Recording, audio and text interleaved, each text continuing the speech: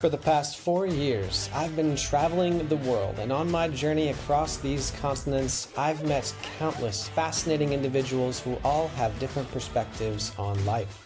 I knew from the moment I met those women that I had to tell their stories. From Olympic athletes who performed at the highest level to artists who create unbelievable work and refugees who have overcome the most difficult of challenges. Each and every single one of them has their own formula for life, and I'm here to find out what that is. What they wanted, whether they knew it or not, is they wanted to be inspired. My name is Trevor Carlson, and this is the Formula Podcast. On today's episode of the Formula Podcast, I have Ramon Berrios with me. We met a few years ago when he was going through Techstars with his startup Trends. And now he's working on another company called Castmagic it's 10x in the last year. But other than that, Ramon, I don't really know that much about you other than you seem to be really good at startups and business. Yeah, man. Thank you for having me on. I still remember the first time we met. I was living in Iowa, so I'm born and raised in Puerto Rico, which also interesting place not many Puerto Ricans in Iowa, as I remember while being there, but I loved it there. We can talk about Iowa in a second specifically, but I remember, you were one of the mentors in the Techstars startup program, and moved out there for 3 months, connected with a bunch of people there, but we instantly hit it off when your authenticity came through, and clearly what you're doing in marketing. So thank you for that. And we've had the pleasure of working together in a few projects ever since, and even getting some help from you 4 years after, so it should be a testament of itself. But about me, I was born and raised in Puerto Rico. I now live in Miami Beach, Florida. A lot has happened in between those 2 points. I went to college in the United States, went to college in Tampa. That didn't end up working out for me. Went to college back to Puerto Rico. That also didn't end up working out for me. So school in general wasn't really a thing for me. I couldn't really focus. I had a lot of problems with ADHD since a really young age, since third grade. And I think at ninth grade or so, I just learned more and did research on all the effects of taking medications for ADHD. And at that point, I said F that and just refused to ever take medicine again for ADHD. And, banged my head against the wall for a bunch of years up until I was about 23, when I just didn't know where to go after I realized I just couldn't graduate college because I couldn't really focus or pay attention in classes, and I would really try, but I really couldn't. And so towards the end of I had 18 credits left or so to graduate, and I couldn't take it anymore. So I just got obsessed with, I realized I really enjoyed reading and learning, and I discovered this passion for teaching myself. And I couldn't sit in a classroom and pay attention, but if it was a topic I was genuinely curious about, I have an obsessive personality to you can channel your ADHD energy to things that you're really passionate about, and be obsessive about those things. So I started becoming really obsessive with reading. I canceled my Netflix subscription. I only took courses that I liked, of things that I loved. I started reading a bunch, and that's when I stumbled across SaaS. I started consuming a bunch of podcasts about SaaS. I knew nothing about SaaS at the time, and started sort of kickstarting my own businesses and slowly learning more and more and more. And so that's what led me into this entrepreneurial journey that I've been on since I was about 23. And I think the biggest takeaway and learning throughout this is that you can just channel your energy to whatever it is you're passionate about, and it can be a superpower to start businesses. So I tend to keep myself nowadays very busy with Castmagic, other projects, DTC Pod, uploading podcasts. And so that's been my journey so far. That's awesome. So when you started getting into reading and self-education, was there a initial book or course or Yes. something that you stumbled on that really kind of started you down that path? Yeah, The Alchemist, by Paulo Coelho. So that book completely changed my life forever. and every now and then I stumble upon books that kind of have a similar thread. And I remember, that book was a book that you're reading and you get chills while reading the book, or something happens in your life that you feel like it's like the movie Like Mike, where he puts on the Jordans and it's like it teleports you and it turns you into a different person. Some books Yeah. really have that power, um, and I haven't experienced that with many books, probably like two or three in my life. But the Paulo Coelho one was crazy, and it was just a lot about understanding the language of the universe and learning about the fact that if you set an intention out there, the universe will guide you through signs, and you just have to know how to pick up those signs to understand its language. It's every day giving you signals. You have to be in the right state of mind, in the right place, and understand and just be opening to receiving those signals. You don't need to know what the destination is, but it's going to guide you there. So that book was a game changer. How do you get in the right state of mind to recognize those things? First things first is like, just I think first things first is like be healthy. Like, just you're not gonna pick up the signals if you're hungover every day, or you're prioritizing partying. Like, I think it's and that ties with intention, right? Like, well, the being in the right state of mind is you communicate, the universe will communicate with you, but you communicating back to it like, I'm ready for something. I'm ready for a change, and I'm open, and I'm giving you like I'm letting you know that I'm open to those things, is the only way to get in the right state of mind to receiving it, because you're going to miss them every single day if you're just, you wish for it, but then you're not really setting out the intention that like you're willing to sacrifice, whether it's time with friends, time with family, whether it's other things that normally would be seen as pleasure, sacrifice them in order to like really obtain what you want and understand where you want to go. Hmm. So what was your intention? And because I feel like you and I have very similar backstories. Like I did not do well in my first round with college, and I dropped out with around one semester left because I was Yeah. just like, I cannot do this, man. Like, my degree is giving me a chance at getting a job. Hmm. And I know if I work for myself, then I'm guaranteed to have a job. So why am I spending money for a less than 50% chance of a job in my field? For me, it kind of was the same. I was scared of actually getting the graduate. It's like, the obstacle is the way. Things happen that seem as misfortunes are actually good things that happen to you. Like, maybe if I would have graduated, I would have taken a job and I wouldn't have done anything else. It's very hard for very unlikely, probably, because like I'm just so driven to do my own thing, but like that was a possibility, and like I actually did get scared of actually graduating, looking back. Yeah. Yeah. And then, so after, I mean, I feel like when I left the startup I was at before, I took like a week long or 2 week long trip to Boulder. And that's when I first read The Alchemist, like sitting in the Rocky Mountains. And I remember that moment, I was like, damn. It's like I was getting chills when you were talking about that, because I think like some people read the book and they're like, it is what it is. But I think if it's like right place, right time, and you're in like like you said, the right headspace for it, it can really, it's like the right message at the right time for you to hear it. Yep.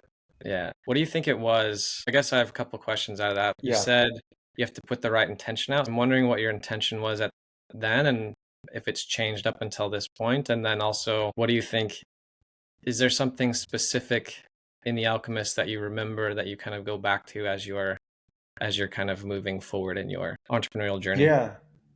So maybe I can like sort of share how things sort of played out for me, and we can try to unpack that, because I don't didn't necessarily have like a very specific intention. I think what stood out for me, and I guess like this ties to the intention as well, what stood out for me was there was a part in the book that talked about the kid in the glass shop, and he wasn't getting paid. He wasn't doing it out of any expectation, and he cleaned the glass like in and out, glass that was already probably clean, but like it just did it for maintenance and for the glass to not get dirty. And like a bunch of things unraveled for him by being at that glass shop that turned into something way bigger. And I think the takeaway there is like do your best possible job of whatever your job is. And don't worry about like, I don't want to be doing this right now. I wish I was doing XYZ. And so the intention that you wish to do XYZ, you show it by doing the best possible job you can at what you're currently doing, because the job that you currently have is a blessing. And so that turned out to be true for me. My dad owned a hardware in Puerto Rico, and like, I always went above and beyond for everything and anything I could do. And um, I think for my first business, I was renting out this ranch in Puerto Rico for like birthday parties and stuff. And I always went above and beyond for people. I At the time I didn't want to my cost, my revenue. So like I couldn't get a guy to mow the lawn of the ranch because that was my entire profit. And so I was also doing like all the cleaning, or the business wouldn't have made profit. But during that time I was listening to podcasts about SaaS and just learning as much as possible about it. And by the time I then started, sorry, like I'm just sort of putting the dots together. So I started learning a lot about SaaS because like I just wanted to do that. But then I also loved surfing, and I was surfing a lot when I wasn't doing the ranch. So I started a swim shorts company, which like aligned with like surfing and lifestyle and all of that. And then the swim shorts, like building a fashion brand is like insanely hard. Building a brand in a community with no name is like almost impossible. And so, but I did learn how to grow Instagram accounts for the swim shorts brand. And so then when I started hitting up stores with, hey, can you carry my swim shorts brand? They were like, your swim shorts are cool, but how did you grow your Instagram account like that? And can you do that for us? And then I was like, all right, well, I'll do this for you. And then I started doing that for more and more small businesses. By the time I did that I started doing that for a few small businesses, I had already consumed like 100 podcasts about SaaS. I'm like, wait a minute, this is an opportunity to create a service to help all these businesses. And I did that. And then I created that company, Socially Rich, which we grew pretty fast. And then that led into building trend and raising money. So like I think it's all the intention of getting started. But yeah, just do your best at whatever it is you have, and like doors will open up. Yeah. Yeah, I think it's also like you can get you can get very comfortable where you're at, like if you're doing well, but if there's something else that you feel like, you probably could have had a really good, you could have worked with your dad and taken over the shop at some point and life probably would have been pretty good, but it Yeah. doesn't feel like that's where you wanted to go. So it's like finding, and I don't know, finding that, I don't know if call it like like if you just trust yourself, I guess, or finding the courage to take that step where you're kind of leaving a very comfortable area, but that whatever else is out there, you kind of want that more, or you trust that it's going to be closer to what you feel like you're supposed to be doing. Yeah. And like, that was just my path, but not everyone has a natural tendency to be an entrepreneur. And the reason I say that is because you have to do things that don't feel like work for you and things that you're genuinely curious about. And in an ironic way, work doesn't feel like work to me because I'm genuinely curious about seeing the other side of the result, the outcome, achieving that product market fit. Like I'm obsessive about those things. And so doing whatever doesn't feel like work to you, I think is the only way to really get through it. So it wasn't like, oh, I'm looking to make $1 million by age whatever. Like that's just really hard to stay motivated by doing it that way. Yeah. So how do you stay motivated then? Just by being obsessed with kind of the whole process? Yes, but at the same time, that's tough to tell someone, right? Because you can't force yourself to get obsessed with the process. So I think it's more along the lines of like doing the things, getting great at doing the things that don't feel like work to you. Hmm. And you can take that in many ways. Like, well, I just love hiking. Like, I just want to do that. But you can build a business that does revolve around you doing the hiking. Like, it doesn't have to be as literal as you doing hiking, but like make a business around, trip planning and planning trips. You can have an Airbnb. You can create a business that revolves around your lifestyle. And I think that is like one of the most important components for you to be able to be truly great at at your craft, because to be great at it, you have to put in a ridiculous amount of times and you can't burn out. And the only way to do that is by having it revolve around what you're truly passionate about. Like, some people's passions aren't as literal as surfing, or like some people's passion are just reading or learning. And like, that's how you get somebody like Warren Buffett or Charlie Munger who can sit all day and night reading annual reports, but because they're genuinely curious about, like, they do that anyways if they wouldn't even get paid to do it. Yeah. Yeah, and then I mean, if you look at the opportunities now too, where you literally have guys, I'm trying to think of the guy's name, it's like Jack Edwards or something like that. Like he just literally reads fiction books all the time, and then he throws like he'll be like, here's like the top 10 books on TikTok, and I read them all, and here's what I think, and it's like a 3-minute video, and the guy has millions of followers. So all he's doing is reading fiction and then telling people about what he read, if he liked it or not. So Yeah, yeah, it's like exactly. whatever it seems like now, whatever you're into, whatever you want, there's a way to build something around it. It's just finding, I feel like a lot of people, and I would like to hear your opinion on this, a lot of people kind of think that they see other people doing something and they feel like, oh, because so and so's doing it, they're doing it well, I should do it too, versus like a genuine interest or a genuine, like, it's like when people see like Gary Vee doing like garage sale flips, they're like, I'm gonna go do garage sale flips because I'm gonna make $1 million doing it, but they actually hate that shit so much. Yeah, yeah. um you know what I mean?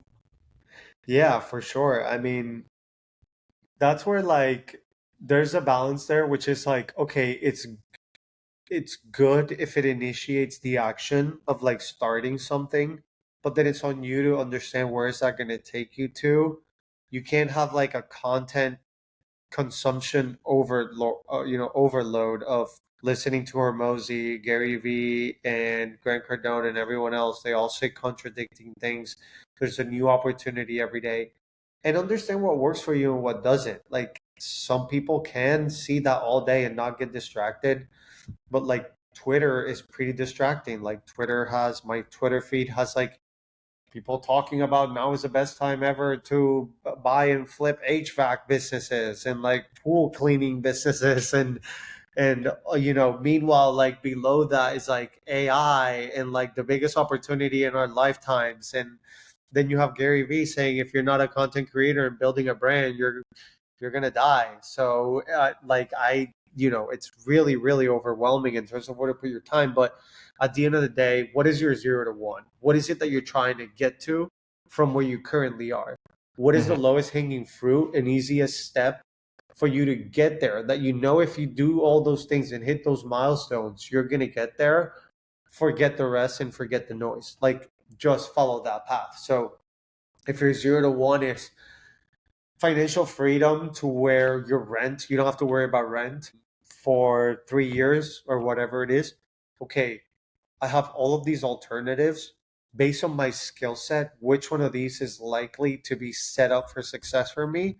That's all I need to do. We'll worry about step 2 tomorrow, another day Yeah. after you get there. But you don't need to worry about what is the biggest opportunity of our generation, like AI, to make $1 billion, when right now what you need is freedom of, step 1 is like freedom of time. Like, that is the number one thing we should all strive for. It's like having time as leverage on your side to be able to pick what to work on, and you need Mhm. a baseline of income to get there. So like, it depends for everyone in their lifestyle, right? But like most people, I think it's probably like 50 to 100 grand, for example, saved up, to where now time is on your side. And now you can now you're in step 2. Now you can sort of pick of what you work on. But if you're not, if you're not there yet, forget about it, because you don't have the luxury to even pick what you're going to work on. You have no leverage. You have to take any opportunity that comes across you. Yeah. So let's say, I mean, I'm pretty aware of how well things are going at Castmagic, and Trend was an exit for you. So I'm curious. Excuse me, I gotta clear my throat. Sorry, too many cappuccinos today. So let's say, nice. Let's say that. All right. So let's say somebody comes and offers $1 billion for Trend, and you leave tomorrow, and you have to start something new.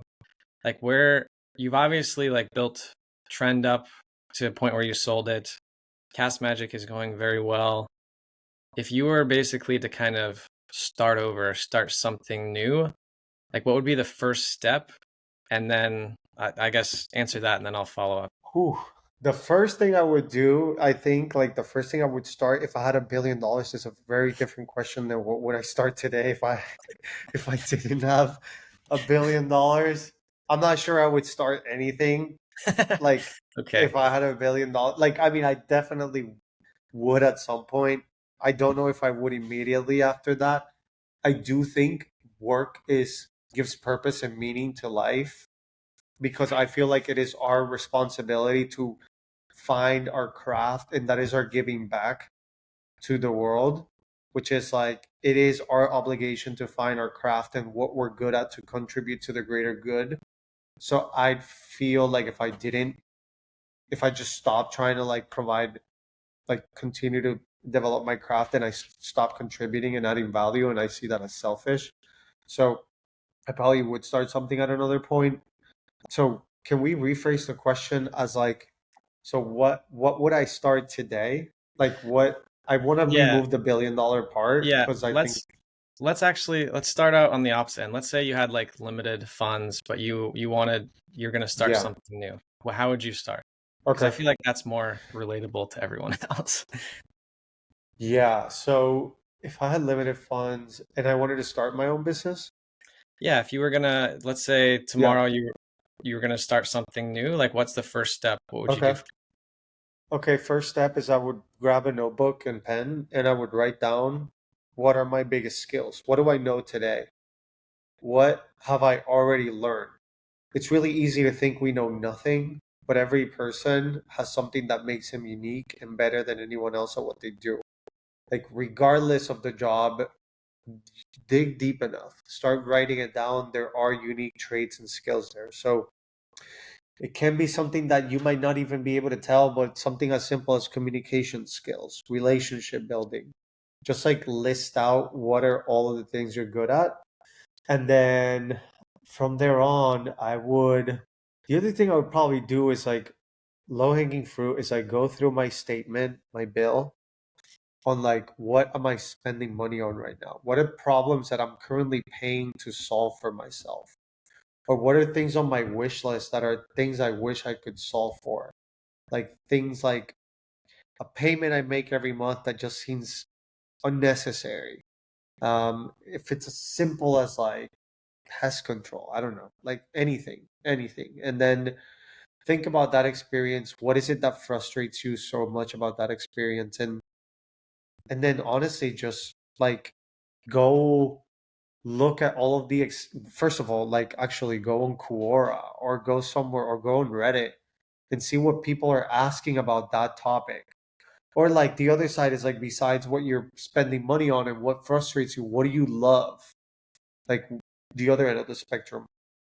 What do you do every month that you look forward to? If it's like whatever, the walk on the beach that you do every Friday at 6 p.m. Like what is it you love about it? Go on Quora, go on Reddit, and see what are people ask. What is the common questions people are asking about beach trips or like the problem that you're facing. And there's a business opportunity in the problems that those people are talking about. And just get started. Like literally grab your phone, take an action, email people offering to solve that problem for them. Don't worry about what is this business going to look like? What's the business model going to be? How are we going to make revenue? How am I going to fund it? Just start.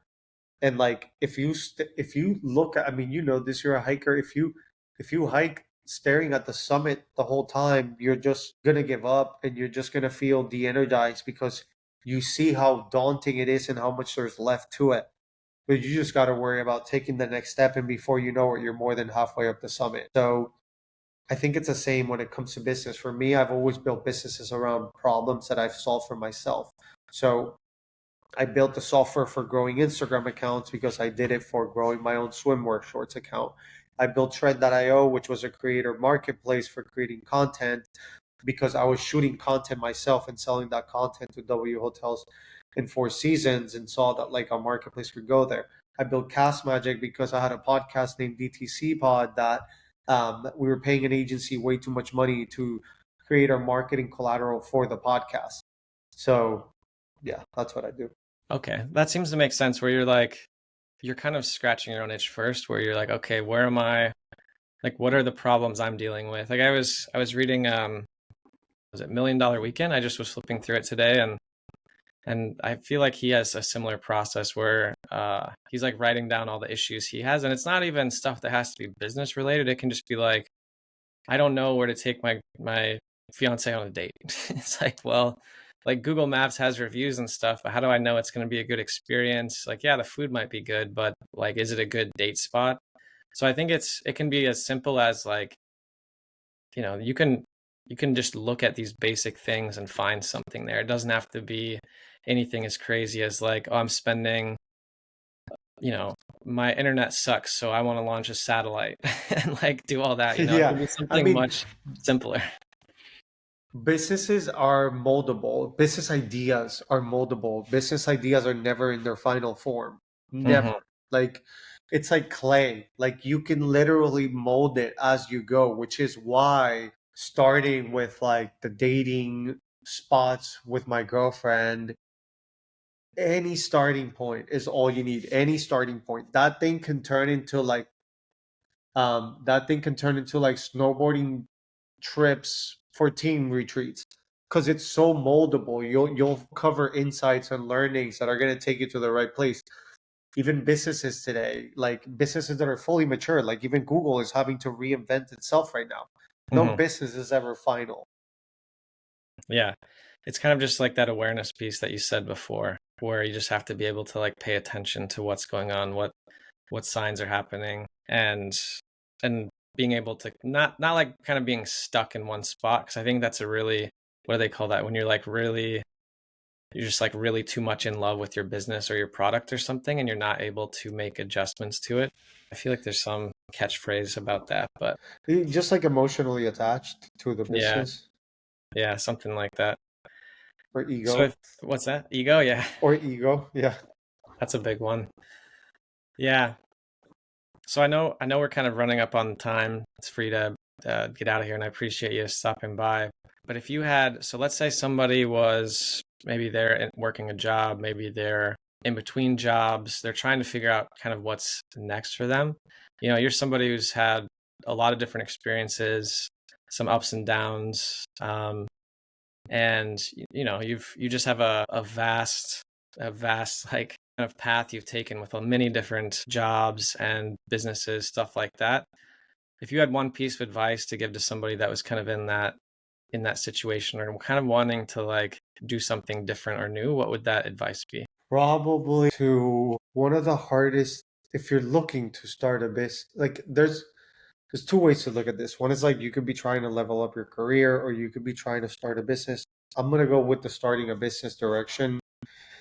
If you're looking to start a business, you're gonna your every business when it's starting out, they have the chicken and the egg problem, the cold start problem, where like nobody trusts you because they don't know you yet.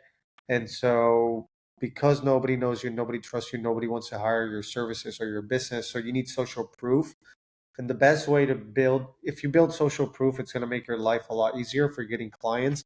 And the best way to build social proof is to go to a business of somebody that you know, offer them your service, and say, I'm going to do it for free for you, but this is going to be a full learning experience for me. And what I want at the end of this term period is for you to give me a testimonial on what service I provided to you and refer me to someone else. And like that's going to solve your cold start problem because you can do that for one or three people. And you might tell me, but Ramon, like I have a job right now. I can't just like work for free for somebody else. The market doesn't care. Like, I'm sorry. Like, but like nobody cares about the fact that you have a job. So make the extra time, take the weekends, take the sacrifice, but it's going to make your life so much easier to, because like as a founder, when you're starting out, if you're going to have to be doing the sales, you're going to have to be doing the support, you're going to have to be providing the service. So at least remove the sales part by providing by getting that social proof and making that sales cycle faster to close. So over provide value and then build social proof, and then the rest from there becomes a little bit more downhill than uphill.